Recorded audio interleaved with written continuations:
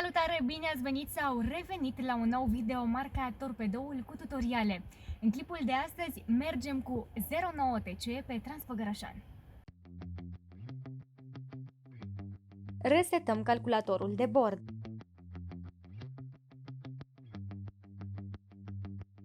Pornim din Pitești spre Transfăgărășan.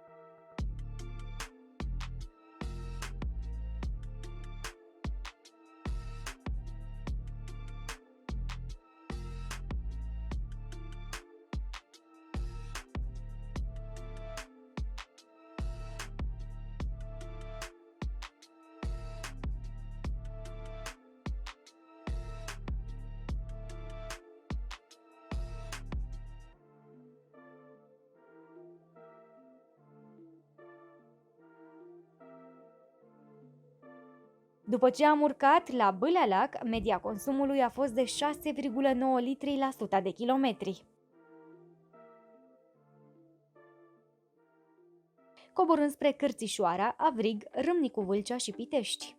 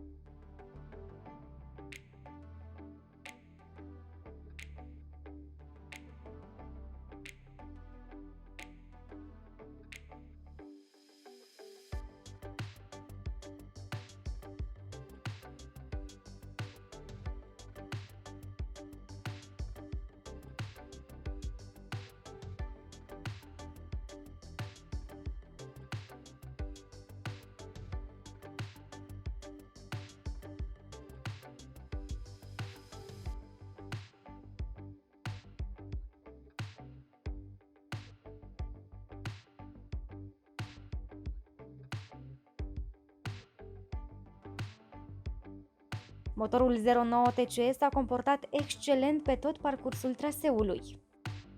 Consumul mediu a fost de 5,8 litri la 100 de kilometri. În mașină s-au aflat 4 persoane.